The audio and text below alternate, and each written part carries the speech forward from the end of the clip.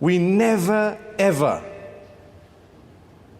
compromise our relationship with Allah for anything.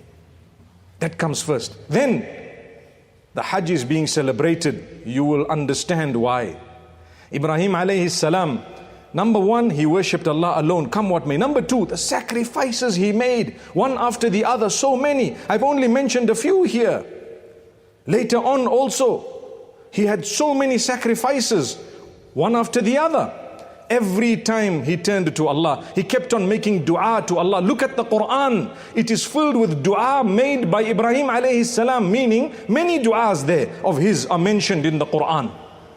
Why such great mention of a man who lived long, long back? Because Allah wants us to learn the lesson. Look at his family members. His wife was left with a child, Hajar and Ismail, in Makkatul Mukarramah. Nothing to eat or drink.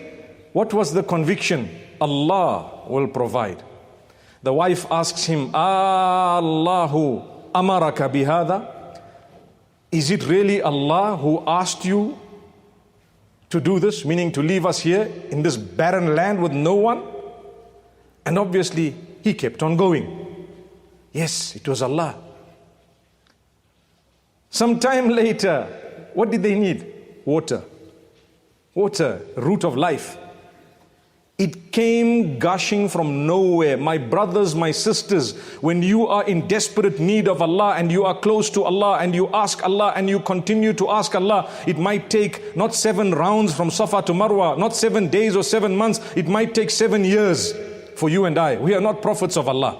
But I promise you, when the Zamzam comes gushing, it will gush for a lifetime. I'm talking about in your life and mine. We're talking about sustenance. You will be shocked what Allah's done for you in 7 years. But be patient. Don't lose patience. We are too impatient. You make dua today. At Asr time you say, you know what, it was Jumu'ah. I went to the masjid. I cried to Allah. I shed tears. Allah doesn't want to listen to me. Hang on, it's only Asr, man. It's only time of Asr. You got to wait 7 months to 7 years. The cycle, sometimes people say it's 7 years. As Muslims, we don't believe that per se. But we do know that it's Allah's timing. So hang on, be patient, my brothers, my sisters.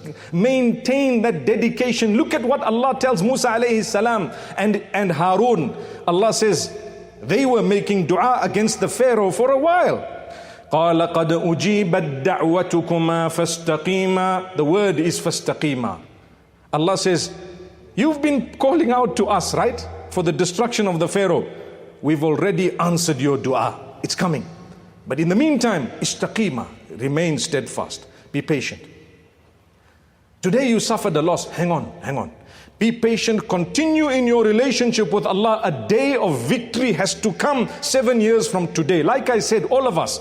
How many problems have you had in your life? I'm repeating it because it's a very important question. Were they not days in your life when you thought, I'm not going to make it, and today where are you sitting? Subhanallah.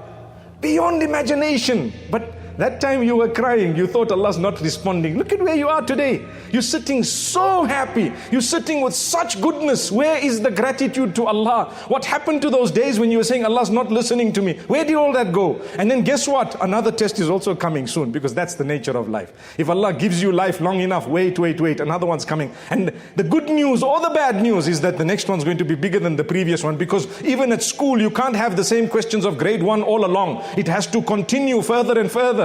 It has to become bigger and bigger. عِظَمُ الْأَجْرِ مَا عِظَمِ الْإِبْتِلَاءِ إِنَّ اللَّهَ إِذَا أَحَبَّ عَبْدًا ابْتَلَاهُ. So many narrations show you the greater the test, the greater the reward. When Allah loves you, He tests you more. He will give you the challenges.